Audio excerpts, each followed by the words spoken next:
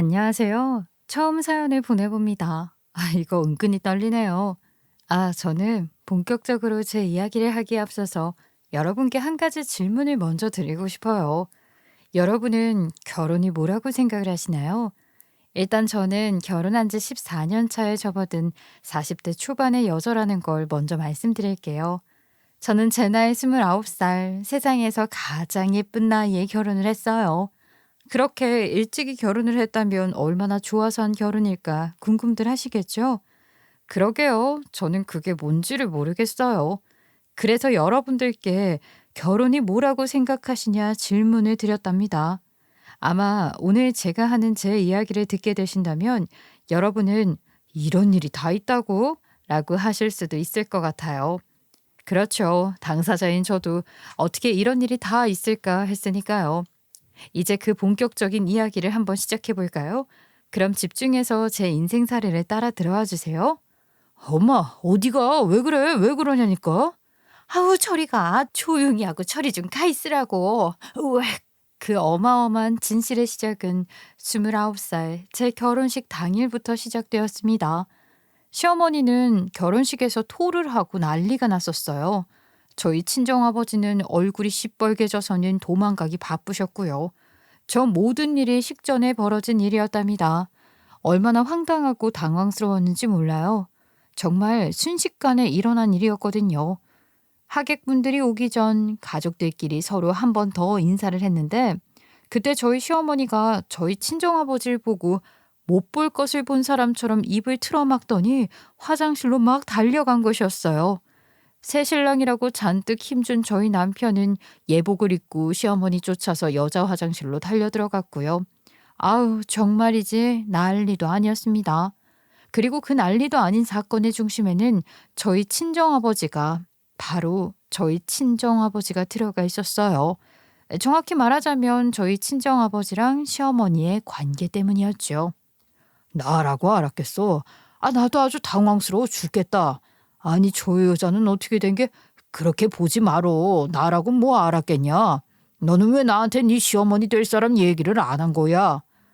내가 안 보여준 게 아니라 굳이 결혼식 때 보는데 뭐하러 그렇게까지 하냐고 했었잖아. 어머니랑 아빠랑 모였다고? 도대체 어떻게 이래? 나도 한장할 노릇이다. 아니, 어떻게 이렇게 만나게 되냐고. 그것도 그냥 지나가다 본 것도 아니고 사돈이라니. 아휴. 네, 저도 믿고 싶지 않고 받아들이고 싶지 않았던 사실이었네요. 저희 친정아빠랑 시어머니는 과거에 연인 사이였답니다. 글을 쓰는 지금도 그 사실에 헛웃음이 나오네요. 여러분, 정말로 골 때리는 상황 아닌가요? 맞아요. 뭐 과거에 있었던 일이 뭐 미래까지 생각해서 벌어지고 그렇게 미래를 염두에 두고 사람들끼리 만나는 거 아니니까.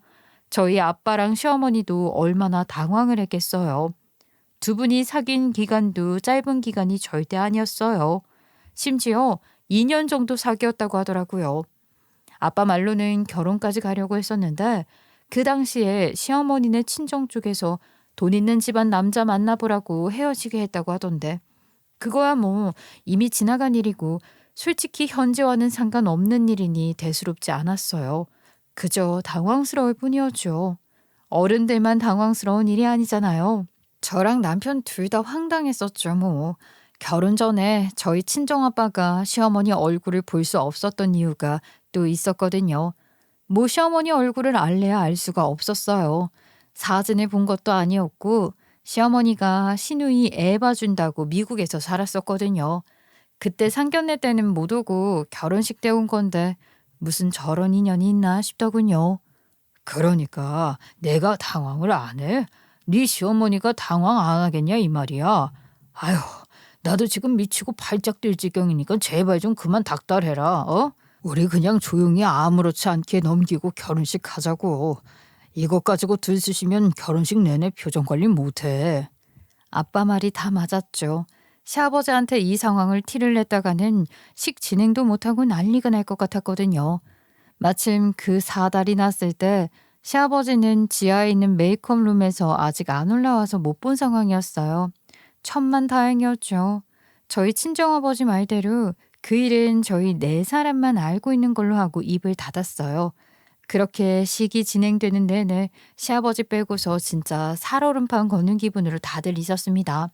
시누이는 자기 아기가 너무 어려서 아예 한국에 들어오지를 못했었죠. 그것도 얼마나 다행이었는지 몰라요.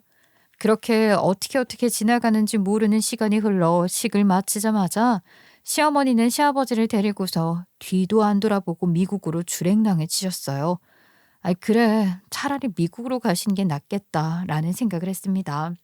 그렇게 결혼식 이후 시어머니와 저희 친정아빠 사이에서 있었던 이전 일에 대해 저희 부부 그 누구도 저희 친정아버지도 그 어떠한 언급도 하지 않으셨어요.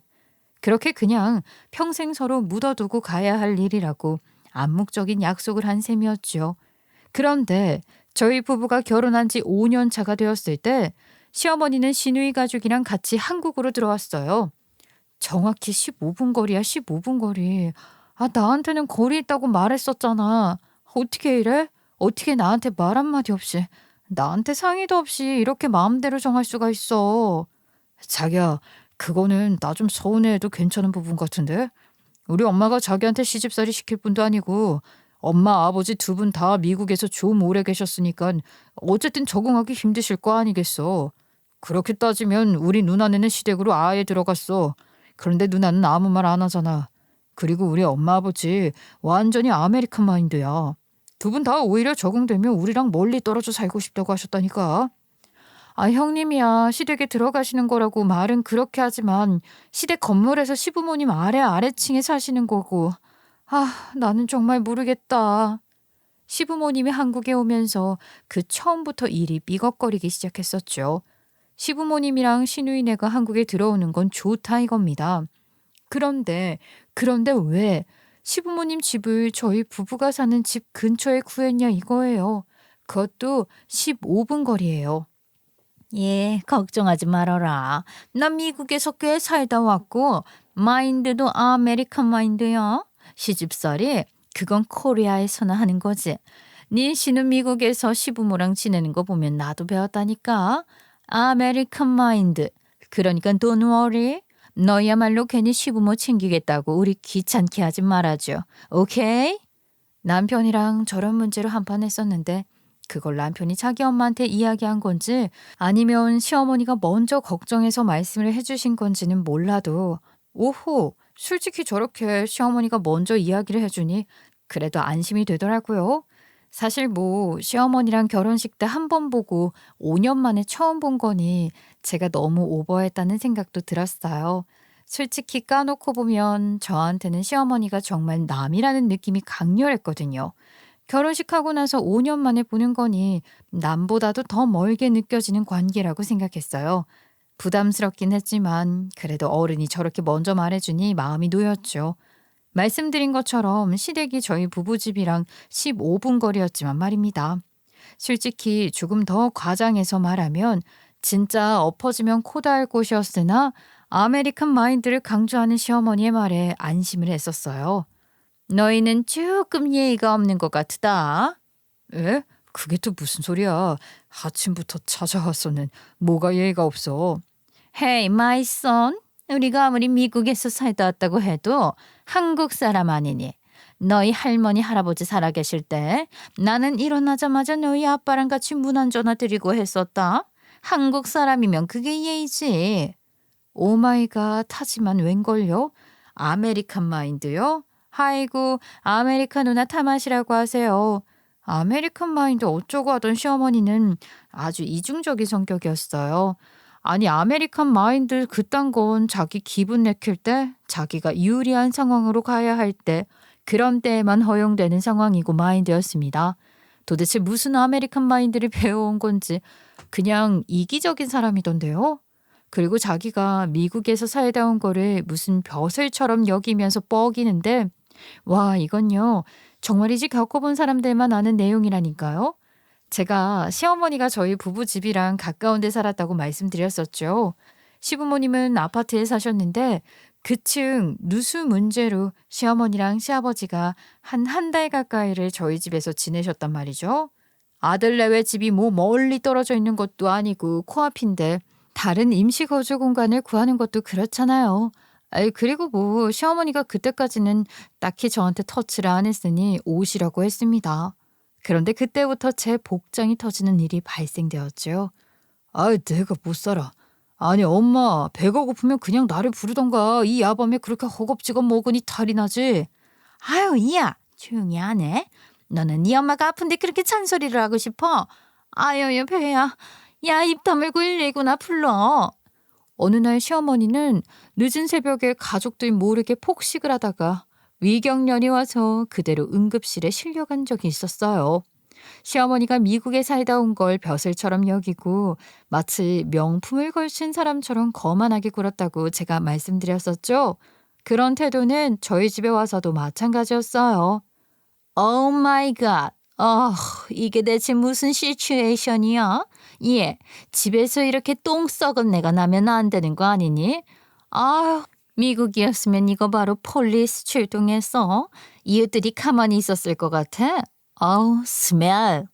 아이, 이 여자가 웬 유난이야. 맛있는 냄새 나서 좋구만. 누가 보면 미국에서 태어나고 자란 사람인 줄 알겠네. 이 여자야 그래봤자 우리가 미국에서 살다 온 거 10년도 채 안 돼. 무슨 놈의 유난은? 여보, 당신 며느리 앞에서 와이프한테 이렇게 개무시할 거예요? 지금 된장찌개 때문에 머리 아파 죽겠는데. 당신까지 이러면 안 되죠. 예, 너 뭐하니? 얼른 창문 좀 열어. 집에서 된장찌개 하나를 끓이기만 했다가는 호들갑 그런 호들갑이 없었거든요. 냄새나게 어떻게 이런 걸 집에서 끓이냐고 말입니다. 무슨 청국장을 끓인 것도 아니고 제가 취두부를 꺼낸 것도 아닌데 아주 헛구역질하는 연기까지 하면서 호들갑을 떨더라고요. 코를 틀어막고 코맹맹이로 말하는 꼴이란 정말 쥐어받고 싶었습니다. 정말로요. 오 마이 갓. 예, 너희는 무슨 젊은 애들이 이런 걸 청수야 네가 해주는 건 먹을 텐데 그거를 민서 네가 알아서 잘 해줘야지. 요즘 누가 이렇게 나트륨 덩어리를 먹니? 이거 봐봐. 장아찌, 겉절이. 아유, 너프. 이런 거 건강을 아주 제대로 해치는 거예요. 잘 됐다. 내가 여기서 지내는 동안 민서 네 식습관을 좀 바꿔야겠다. 건강, 나트륨? 아이고, 그런 말 하면서 자기가 미국에서 지낼 때 페퍼로니 피자를 아주 맛있게 먹었다면서 피자 찾고 파스타 찾고 아주 난리도 아니었네요. 한 번은 저도 제대로 열이 받아서 그래서 어디 한번 원 없이 먹어봐라 하고 제가 시어머니한테 삼시세끼를 피자, 파스타, 햄버거 뭐 이런 것만 해줬단 말이죠. 어머니 된장 고추장 냄새 싫어하시는 것 같아서 제가 아예 밀봉해서 자물쇠까지 걸어뒀어요. 걱정 마세요. 저요? 일부러 다른 냉장고 한 대에는 김치, 된장찌개 등등 한식을 쟁여서 넣어뒀거든요. 하루 이틀, 일주일까지야 시어머니 신난다고 자기는 양식이 맞는 사람이라고 잘 먹더라고요. 제가 봤을 땐 오기 같았지만 말입니다. 시아버지는 자기 양식 싫다고 하시면서 저희 부부랑 같이 나가서 한식 드시고 오거나 저희랑 집에서 만나게 한식 드셨네요. 그러다 시어머니가 자기도 못 참겠던지 그 야밤에 한식이 들어있는 냉장고 한 대를 뜯어버린 거예요. 새벽에 저희한테 자물쇠 비번 물어보기도 쪽팔리니까 어디서 뺀찌를 구해서는 그걸 다 뜯어서 오이에 고추장 찍어서 먹고 된장찌개에 밥 말아 먹고 허겁지겁 먹다가 바로 위경련 난 거지. 아악 하는 소리에 나가보니까 처참하게 뜯긴 자물쇠의 흔적과 냄비, 고추장이 나뒹굴고 시어머니도 그 옆에서 함께 나뒹굴고 있었거든요. 절 겪고 나서는 제가 청국장 끓이면 가장 먼저 와서 먹는 게 시어머니였습니다. 아유, 어디 그뿐이게요? 저것뿐이면 아주 다행이죠. 시어머니랑 가까이 지내면서 제가 탈모안 온 게 다행이었다니까요. 누수 다 고치고 돌아가고 나서도 시어머니는 저희 집을 자기 집 드나들듯 놨었어요. 자, 여기서 여러분한테 질문 하나 할게요. 우리 엄마들 가장 싫은 게 뭐죠? 내 자식 내가 어련히 잘 키우거늘 내 육아 방식에 참견하는 거 정말 싫지 않나요? 시어머니는 저희 집에 와서 냉동고를 그렇게 뒤졌답니다. 제가 혹시나 내 애들한테 용가리 치킨 같은 거 먹이는지 지켜본다고 말이에요. 애들 어릴 때는 이런 거 먹으면 안 된다. 네가 이런 걸 먹이니까 애들이 아토피가 있지. 너 어릴 때 너희 엄마가 저런 거 먹였니? 딸들은 엄마 육아 똑같이 한다던데 도대체 집에서 뭘 가르친 건지. 어머니, 저 아토피 없어요. 아토피는 아범한테 있죠? 어머님이 뭔가 착각하신 거 아니에요? 어머님이 아범한테 이상한 거 먹이셨나 보죠. 그리고 저거 애들 먹는 거 아니고 아범이 자기 먹겠다고 사다 놓은 거예요. 저도 우리 애들 저런 거 한두 번씩 해주고 싶죠. 그런데 애들이 아범 닮아서 아토피에 음식 알레르기 있는 것도 얼마나 많은데요. 들어보면 지아도 아토피라면서요. 형님이랑 그 사람 둘 다 아토피면 어머님이 뭘 잘못 먹이셨나 보네요. 뭐 저런 식으로 저한테 태클을 건달까요? 저런 말을 듣고 제가 가만히 있나요? 다른 건 몰라도 내 새끼들에 있어서만큼은 저도 가만히 안 있거든요. 바로 시어머니한테 한 방 먹였었죠. 용가리 너겟? 저요. 우리 애들 아토피 심해서 애들 좋아하는 치킨도 진짜 안 먹였어요. 애들이 그거 먹고 싶다고 눈물까지 보일 때도 그걸 먹일 수 없는 엄마 마음이 얼마나 아프겠어요. 하지만 그걸 먹게 했다가는 아이들이 피부 간지러움에 괴로워하는데 피부에 너무너무 안 좋으니 그걸 먹으라고 할 수가 없었죠. 그런데 아유, 진짜 시어머니랑 있었던 일을 다 적자면요. 밤을 새야 합니다. 시어머니는 그냥 자기가 돌을 보고 똥이라고 하면 그건 똥인 사람이었거든요. 자기 말이 다 맞는 그런 사람. 그러니 제가 시어머니랑 가깝게 지냈겠어요? 나중에 가서는 그냥 저도 무시하고 지냈어요.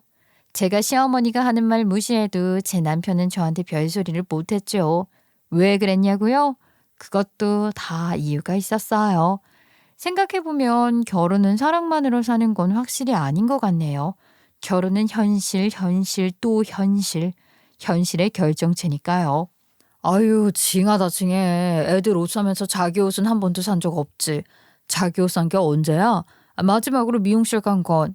아유, 애들 키운다고 너무 자기한테 투자하는 거 아끼지 말어. 나 자기 볼 때마다 너무 속상해. 뭘 그리 악착같이 살아.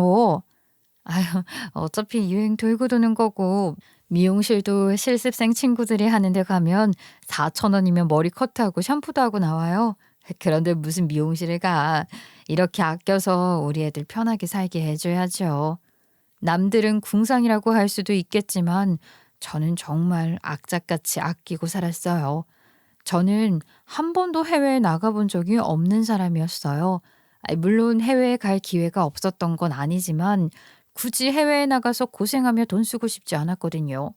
그 돈으로 우리 애들 데리고 좋은 국내 유적지라도 가는 게 낫다는 생각이었으니까요. 저는 아이들이 커갈 때도 아이들한테 제가 직접 공부 가르치면서 사교육비를 아꼈었죠. 악착같이 말입니다. 그 당시에는 실제로 가게가 넉넉하지 않았고 나갈 시간도 없었거든요. 남편도 저와 함께 발맞춰 열심히 살았고요. 제가 그렇게 악착같이 굴고 하니 남편도 저한테 뭐라고 말을 못한 거예요. 제가 얼마나 악착같이 살았냐면요. 그렇게 아끼고 살아서 저 집도 샀습니다. 제가 마냥 전업주부도 아니었고 저도 회사 생활 했거든요. 비록 대출 많이 이빠이 삼빠이 받고 아빠가 좀 도와줘서 샀지만 그래도 집을 산 건데 얼마나 대단해요.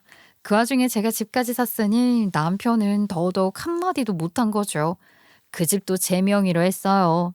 제가 모았고 친정아버지가 도와준 내 집인데 당연히 명의는 제 명의로 해야 한다고 생각했거든요. 남편도 당연히 그렇게 하라고 했고요. 그런데 정작 이놈의 시어머니가 아주 개 지랄을 떠는 거 있죠. 너는 내가 지켜볼 거야. 내 아들이 성공하면 너는 국물도 없어 이거 사. 어머니 무슨 말씀을 그렇게 하세요. 제 명이라고 해서 제가 그 사람 보고 나가서 살라고 하는 것도 아니고 제가 산 집이니 제 명의로 한 거죠. 아이고 저거 눈깔이 뜨는 거 봐봐. 네가 모아서 사서 네 명의로만 홀라당했다고? 그래 너 어디 한번 두고 보자. 내 아들 성공하면 너는 국물도 없는 거야. 나는 분명히 말했어. 아유 그래요. 남편이 지금 만년부장인데 언제 승진을 하겠어요. 어머님 정말 말씀 그렇게 하시는 거 아니죠? 제가 산 집을 제 명의로 한 게 저렇게까지 욕을 처먹을 일인가요?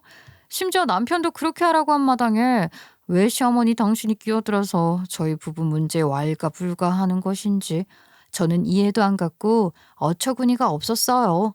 사람 불러다 놓고 시어머니가 저렇게 열을 내며 말았는데 제가 가만히 있으면 그것도 등신이잖아요. 그래서 저도 똑같이 굴었던 것뿐이었어요. 남편은 저와 시어머니 사이에서 시어머니를 말렸어요. 집사람이 돈 모아서 거기에 장인어른 도움 받아서 산 집이다. 그 집이니 당연히 와이프 명의로 하는 게 맞는 거다 하면서 말입니다. 남편이 저렇게 제 편을 들었던 건 이래저래 남편이 저한테 금전적으로 도움도 받았었고 했기 때문이었죠. 없는 살림에서도 악착같이 돈 모아서 남편 뒷바라지 다 했었습니다. 정말 슈퍼 워킹맘으로 말이에요. 그걸 남편이 고맙게 생각을 한 거죠. 어머머, 그런데 이게 웬걸요?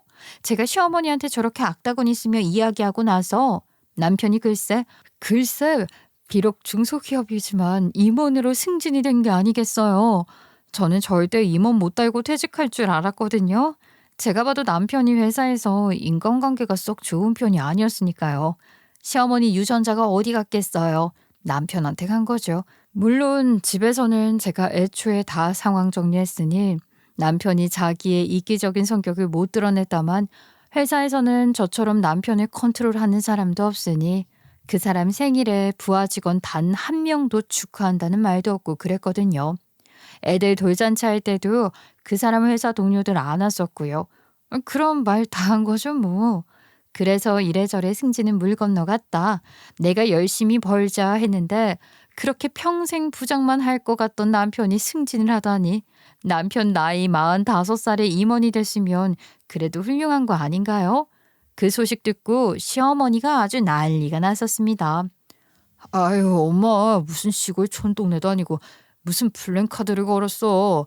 내가 쪽팔려서 바로 떼어왔어. 어머머 아들, 너 지금 뭐 하는 거야? 그거 걸어둬야 동네 사람들이 너 잘난 거 알지? 네 와이프보다 네가 100배, 1000배 잘난 사람이라고 알려야 할 거 아니야. 아 그걸 왜 떼? 이리네 당장 다시 가서 걸게. 시어머니는 아주 난리생 난리가 났었어요. 자식 가진 엄마로서 저도 시어머니 기쁜 마음을 이해 못하는 건 아니죠. 아들이 임원으로 승진을 했는데 얼마나 좋았겠어요. 물론 좋아하실 수 있는 일이라고 생각은 했습니다. 오죽 좋았으면 70 먹은 노인네가 기운 넘치게 볼볼거리며 돌아다녔겠어요. 자기 아들 출세했다고 동네방네 떠들고 다니고 현수막까지 걸고 말이죠. 아, 그런데 거기까지는 좋은데 그 할망구가 또 못돼 먹은 심보를 보이더라고요. 저를 잡아먹을 듯이 삿대질을 하며 난리를 치는 게 아니겠어요. 다름 아닌 남편 승진 축하 기념으로 식사를 하던 날 술에 잔뜩 취해서 말입니다. 야 너 말이야 아주 지금 배 아파 죽겠지? 뭐? 명의를 네 앞으로 하는 게 맞는 거라고? 아이고 그래 너 내 아들 이제 돈 다 쓸어 담듯이 버릴 건데 어떻게 하려고 그러냐? 응? 너 아주 두고 보자. 내가 이제 시집살이가 뭔지 보여줄 거니까. 아유 엄마 술 너무 많이 드셨다. 옳게 미안해. 엄마가 술에 좀 취해서 그러신 것 같아. 엄마가 하는 말 마음에 담아두지 마 알겠지? 뭐를 담아두지 마. 담어라. 너 아주 실컷 담아서 내가 하는 말 네 머릿속에 계속 맴돌게 담어. 이 싹퉁머리 없는 것 같으니라고. 그나마 시누이는 개념이 있는 사람인지라 자기 엄마가 저러니까 저보고 그냥 흘려들으라고 미안하다고 하면서 시어머니를 데리고 나갔거든요. 그런데 저기서 좀 싸한 걸 제가 느끼고 있었죠. 시어머니를 말리는 사람이 시누이랑 시아버지뿐이었다는 거였어요. 원래 같으면 남편이 시누이보다도 먼저 나서서 말렸을 텐데 남편은 이전처럼 자기 엄마를 막아선다거나 자기 엄마한테 뭐라고 하지 않는 게 영 이상했습니다. 그 정신없는 와중이었지만 저는 미세하게 달라진 남편의 태도를 보며 싸움을 느끼고 있었네요. 그리고 그 싸움은 아주 정확히 들어맞았고요. 남편은 월급도 늘고 상여금도 받고 하면서부터 과소비를 미친 듯이 해대기 시작했어요. 전혀 다른 사람이 된 것처럼 말입니다. 그러면서 말다툼도 잦아졌죠. 이게 지금 맞는 거야? 여보, 당신 지금 혼자 사는 거 아니야. 우리 애들 있어? 당신 승진한 거 알겠는데 돈을 대체 아니 이 돈을 다 어디에다 쓴 거야? 아유 여보 당신 좀 적당히 해라. 언제까지 궁상 떨래? 우리 집 있지 나 임원으로 승진했지. 우리 이제 상류층 진입 코앞이야. 당신이 이렇게 궁상 떨면 될 것도 안 되니까 작작 좀 물어봐. 다 다 쓸 데가 있어서 쓴 거야. 아유, 내가 뼈 빠지게 일해서 승진을 하면 뭐하냐. 당신이 이렇게 집에서 궁상을 떠는데 당신 이렇게 하는 거 내 앞길 막게 하는 거야. 부정타게 하지 마. 뭐? 상류층? 우리가 언제 뭐 그런 거 신경 쓰고 살았다고 지금 이래? 아, 이건 아닌 거지. 내가 당신 앞길을 막아? 내가 무슨 궁상을 떨었다고? 당신이 하는 것 좀 봐봐. 이게 지금 맞는 건지. 부자들이 매일 이렇게 살 것 같아. 당신 이러는 거 딱 졸부들이 하는 스타일인 거야. 이건 멋있는 게 아니라 오히려 보기 안 좋다고. 남편은 무슨 졸부들처럼 행동을 했어요. 아니 생전 골프 같은 건 치지도 않던 인간이 골프 라운딩을 다니고 백을 사고 아주 말도 아니었죠. 그래서 그 돈 어디다 썼냐 물으면 다 쓸 데가 있어서 쓴 거다 하고 싸우고 장난도 아니었고요. 그러더니만 무슨 플렉스에 끝을 달리듯 갑자기 온 가족이 미국 여행을 가자고 하는 게 아니겠어요? 모든 경비는 다 지가 되겠다면서 말입니다. 여태껏 해외여행 한 번 안 가봤는데 이왕 가는 김에 어디 동남아 후진국까지 말고 미국으로 가자고 하더군요. 그런데 문제는 짐을 싸면서부터 시작되었어요. 저도 해외여행 한 번 안 가봤었는데 이제는 좀 살림이 여유가 생겼으니 그렇게 가는 미국 여행이 얼마나 신나겠어요. 집에서 짐 싸고 있는데 시어머니가 찾아왔죠. 그러더니만 거실에 펼쳐진 제 캐리어를 보고는 또 잔뜩 비아냥거리기 시작했어요. 예, 너도 갈 거냐? 아니, 우리 아들한테 돈 막 쓴다고 뭐라고 했으면서 너도 가게? 어머니, 말씀이 좀 이상하시네요. 저도 가는 거냐뇨. 아, 그럼 저는 안 가요? 그이가 가족여행으로 다 같이 가자고 말을 한 건데 당연히 제가 가는 거죠. 저는 이미 시어머니랑 사이가 안 좋아진 상태였기에 더 잘 지내고 싶은 마음도 없었습니다. 시어머니가 먼저 싸우자고 저한테 시비를 걸어온 건데 그걸 제가 좋게 받아주고 싶은 마음 같은 건 없었어요.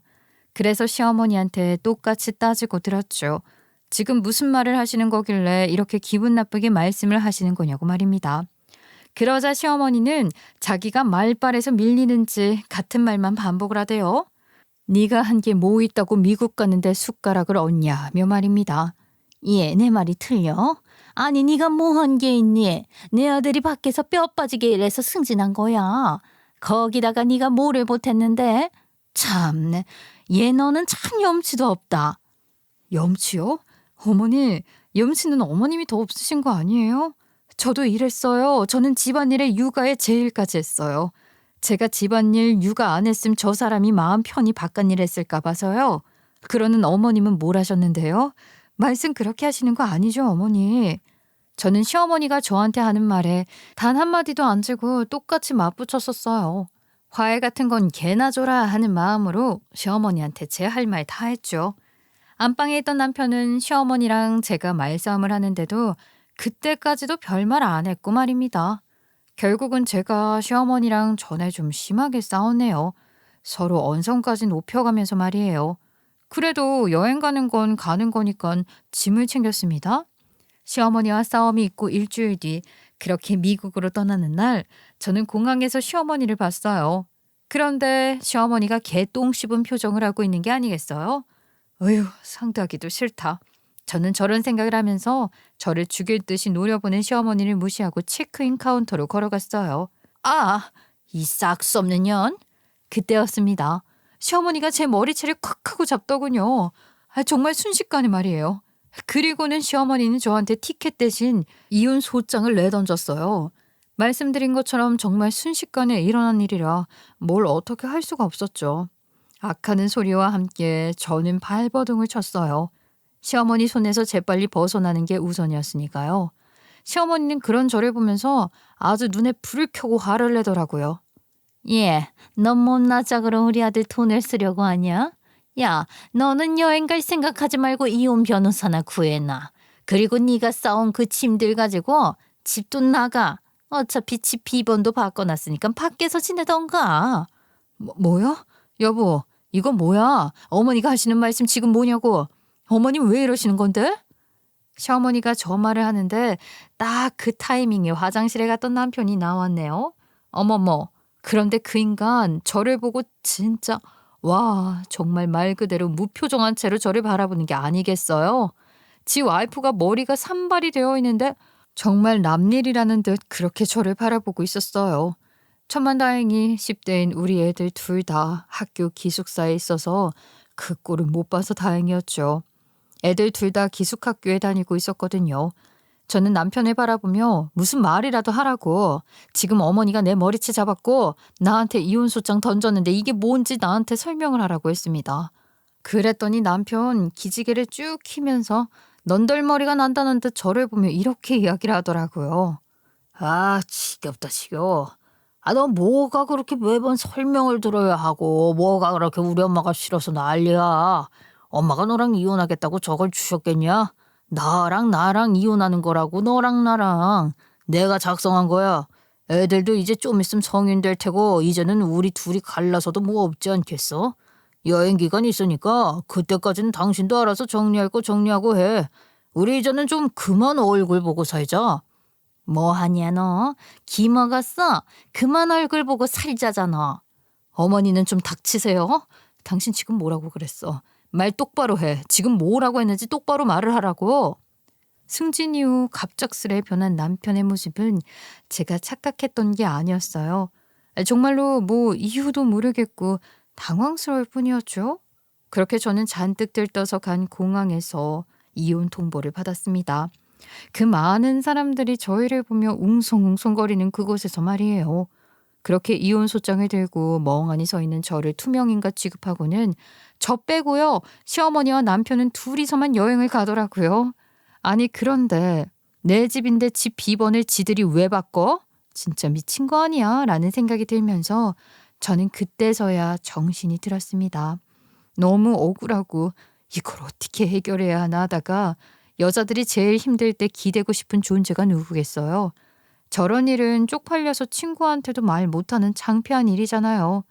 저는 정말 무의식적으로 친정에 찾아갔어요. 친정아버지한테 갔죠. 택시 안에서 그렇게 꾹 참았는데 아빠를 보니까 무너지더라고요. 그리고 아버지한테 울면서 이 모든 이야기를 하니 아버지가 뒷목을 잡으며 엄청난 사실을 말씀해 주시기 시작했어요. 와, 그 얘기 듣는데 저도 뒷목 잡았잖아요. 알고 보니까 남편 놈 승진된 게 다 우리 아빠 때문이라네요. 내가 넋이 빠진 놈이지. 내가 넋이 빠진 놈이야. 여자애 내가. 아휴, 나 때문에 네가 오늘 이런 꼴을 당한 거다. 내 새끼, 아빠가 못나서 그래. 그게 무슨 소리야 지금. 그 인간이 승진된 게 아빠 때문이라고? 여자 얘기는 또 뭔데? 아빠, 말 좀 똑바로 해봐. 나 진짜 미치는 거 보고 싶어서 그래? 그게 말이다. 내가 돈을 좀 썼어. 저희 친정아버지가 재산이 많은 건 아니지만 제가 집 살 때 돈을 보태주고 할 정도로 재산이 좀 있으신 편이었거든요. 남편놈이 그런 저희 친정아빠를 찾아가서는 자기가 승진하는데 돈이 필요하니 돈을 좀 달라고 했답니다. 말 그대로 부정청탁을 한 것이었죠. 그것도 저를 걸고 넘어지면서 말입니다. 나한테 그러는 거야. 자기가 너를 데리고 자는데 계속 이렇게 살면 장인어른 따님만 너무 고생하는 거 아니겠냐고. 다른 건 몰라도 내 새끼가 고생한다는데 내가 어떻게 그 돈을 안 줘.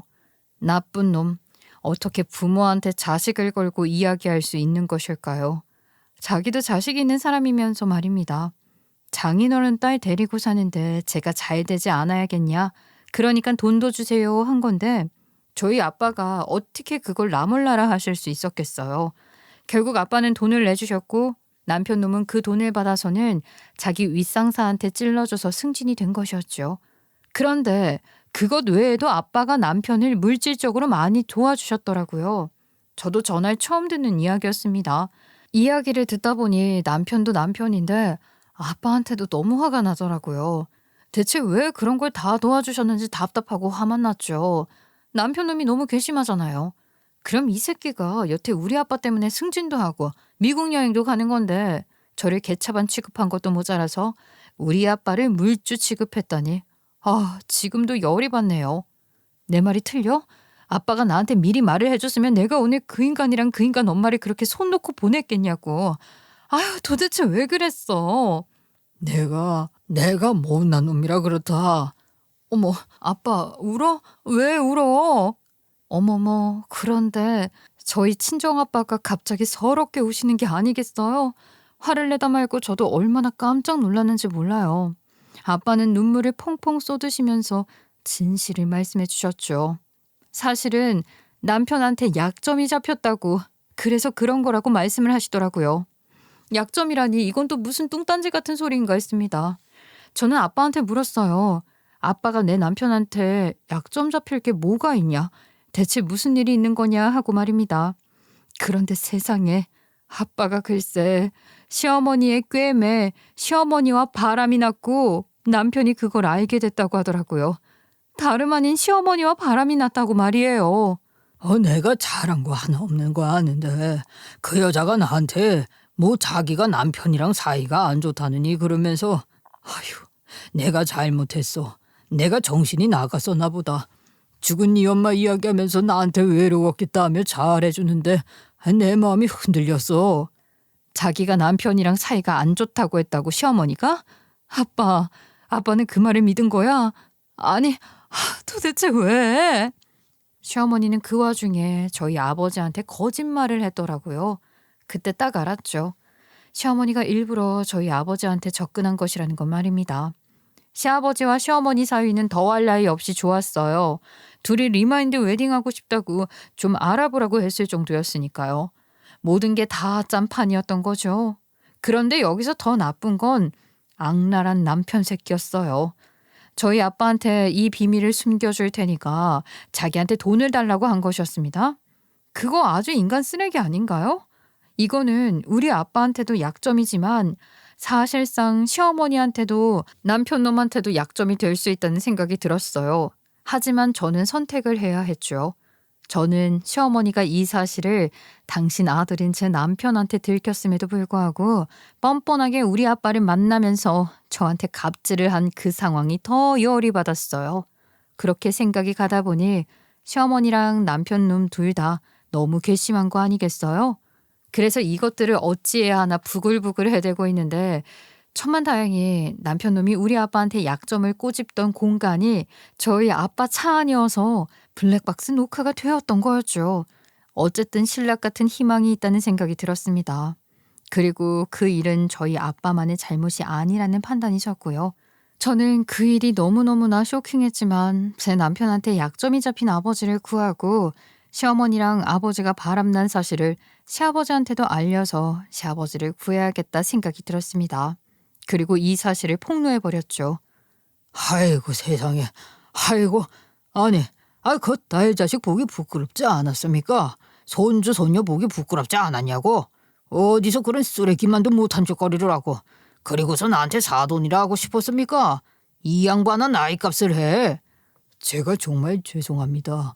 저는 그저 그 사람이 사돈이랑 사이가 안 좋다, 이혼할 거다라고 해서 정말 알았다면 절대로 그러지 않았을 겁니다. 정말 죄송합니다. 저희 친정아빠도 잘못한 건 맞지만 그걸로 약점이 잡혀서 남편놈한테 질질 끌려다니는 걸 가만히 두고 볼 수 없었죠.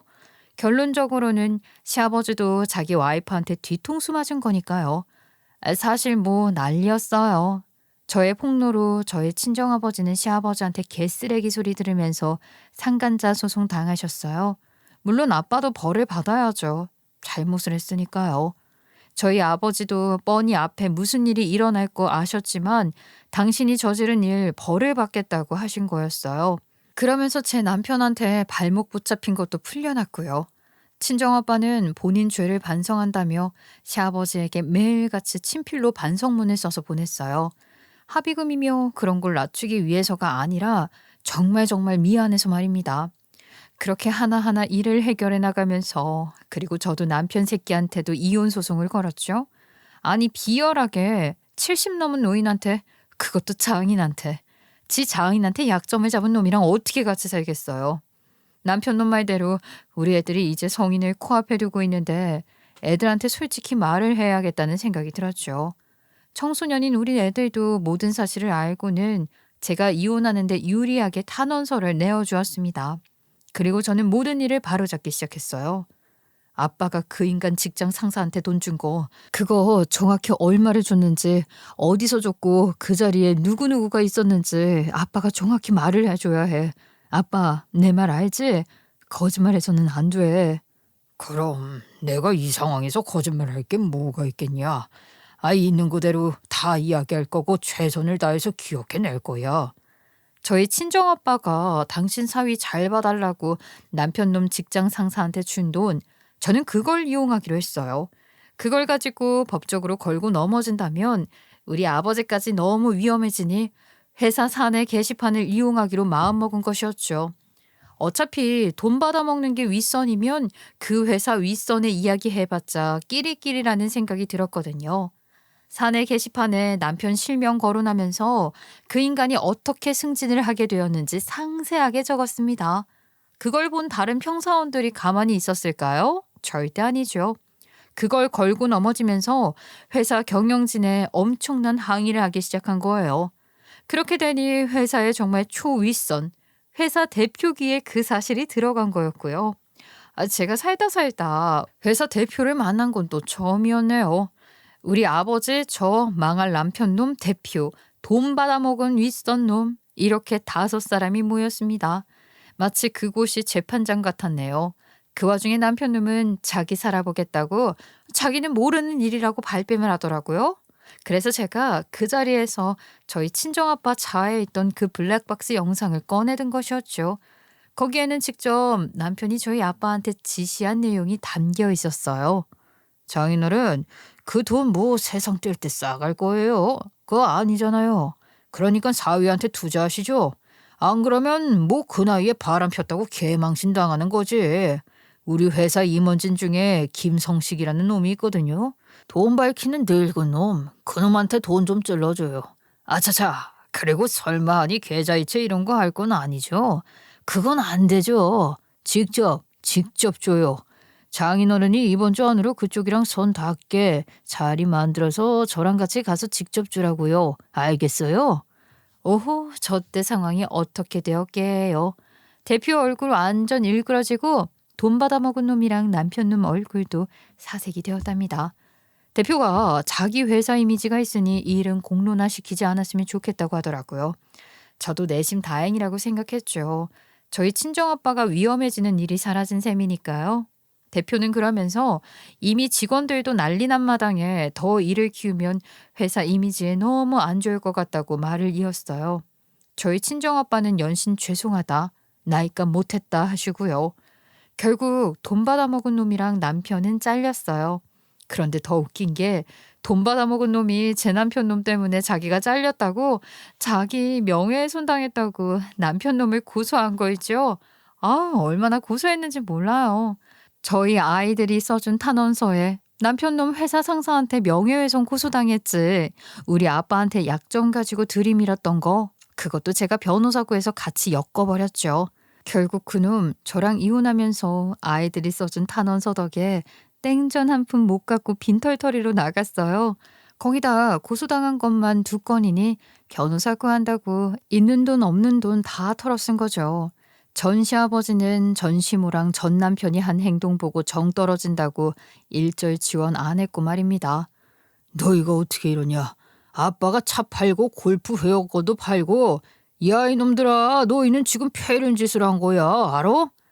전 남편놈 지가 그렇게 아끼던 외제차도 팔고 골프 회원권도 팔아먹었다더라고요.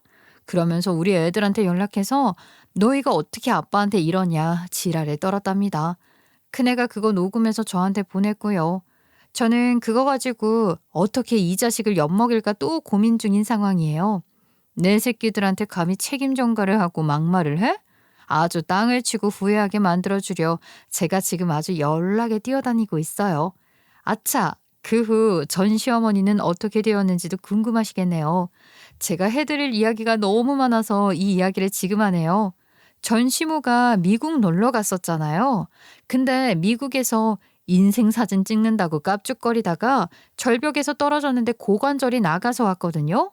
근데 그게 또 한 차례 더 부러지면서 전 남편이랑 전 신우가 요양원에 맡겼어요. 전 남편도 전 시모 뒤통수를 친 거죠. 전 시모가 자식들에게 팽당해 요양원 맡겨줬다는 이야기를 듣고 저는 전 시모 골려주려고 요양원에 한번 찾아갔었거든요. 어떠한 동정도 없이 말 그대로 엿먹이고 싶어서 말입니다. 아이고, 사람이 어째 그렇게 망가졌는지 몰라요. 그 꼬장꼬장 하던 모습은 온데간데 없었죠. 저를 보자마자 자기 좀 꺼내달라고 사정사정 하더라고요. 예, 아가, 희진아. 나 여기서 좀 나가자. 아유, 아주 답답해 죽겠어. 내가 뭐 정신이 나간 것도 아니고 숟가락 들 힘이 없는 것도 아닌데 내가 왜 여기 있어야 하냐 이거야. 정신 나간 게 맞는 거죠? 안 그래요? 저는 저를 붙잡고 억지 웃음을 짓는 전 시어머니를 밀어내며 이야기했어요. 그리고 공항에서 전 시모가 저한테 그랬던 것처럼 저도 똑같이 전 시모 얼굴에 고소장을 던졌습니다. 이건 당신이 우리 아버지 명예훼손 한 거에 대한 고소장. 당신 거짓말 했더라고요. 리마인드 웨딩 촬영 날짜까지 잡은 여자가 뭐? 남편이랑 사이가 안 좋아? 아이고, 그래. 차라리 정신 나간 거면 헛소리라고 하겠는데 지금 당신이 나한테 정신 나간 게 아니라고 말을 했네? 그게 또 이 핸드폰에 다 담겼네. 그럼 당신 멀쩡한 상태에서 그 개짓거리 한 게 맞는 거지. 우와, 너무 잘 됐다. 우리 아버지 꼬셔서 상간남 만들고 그 나이에 당신 남편한테 우리 아버지 쌍욕 먹고 우리 아버지 잘했다는 거 아닌데 당신도 잘한 거 없잖아. 죄는 받아야지. 너무 고마워요. 이실직고 해줘서. 고소? 네가 지금 나를 고소하겠다는 거야? 네 아버지가 나 꼬셨어. 알아? 아이고, 그러셨어요? 그럼 소송할 때 그 말씀 꼭 하세요. 아시겠죠? 저는 그러면서 분노에 치를 떨며 부들부들 거리는 전 시모한테 말을 했습니다. 나 이제 당신 며느리 아니라고. 더럽게 내 이름 당신 입에 올리지 말라고 했죠. 역겹다고 말이에요.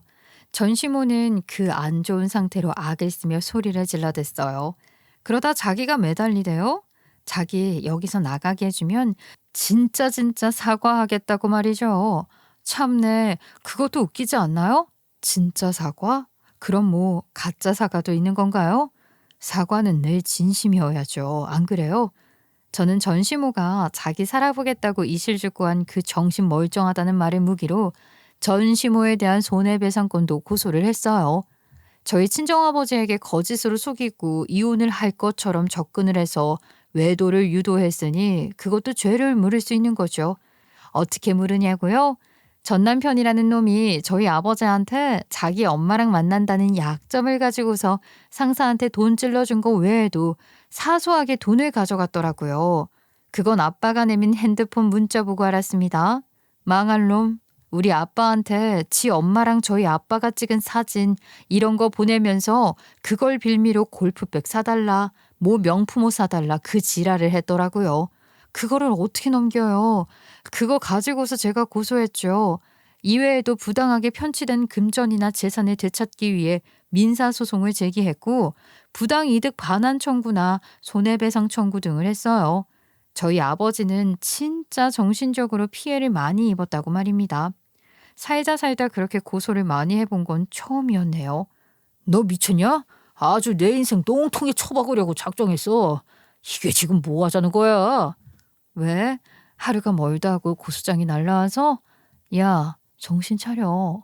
내가 네 인생 똥통에 처박은 게 아니라 네가 내 인생 처박은 거야. 알겠어? 결국 전 시어머니랑 전 남편은 그 못돼 처먹은 마음 됨됨이로 호되게 자기들 인생을 말아먹었어요. 전 남편이 둘째 아이한테 연락해서 근황을 알게 되었는데 그 인간 지금 그 나이에 어디 취직도 못해서 막노동하며 지낸다고 하더라고요. 그러면서 그 인간이 애들한테 물었답니다. 엄마 남자친구 있냐고 말이에요. 아휴, 그게 할 소리인가요? 허튼 소리 하는 그 인간한테 애들도 질려서 아예 번호 차단해버렸어요. 도대체 그게 뭐냐고요. 그 나이에 애들한테 버려져 이혼당해 땡전 한 푼 없어. 그 짓꼴 된 거죠 뭐. 저는 지금 너무너무 잘 살고 있어요. 집값이 올랐을 때 집 최고점에 팔아서 또 다른 재테크를 진행 중입니다. 그 인간이 제 인생에서 사라지니 인생이 더더욱 잘 펴진 것 같아요. 저는 오늘 제 이야기를 마무리하면서 여러분한테 감사 인사와 더불어 이런 말씀을 드리고 싶어요. 여러분, 정이고 나발이고 내 옆에서 나를 갉아먹는 인간이 있으면 가차없이 잘라내세요. 여러분은 그런 인간들 없이도 잘 살 수 있습니다. 우리 인생 소중히 생각하자고요. 그럼 긴 이야기 들어주셔서 감사드리고요. 앞으로도 행복하게 지내세요.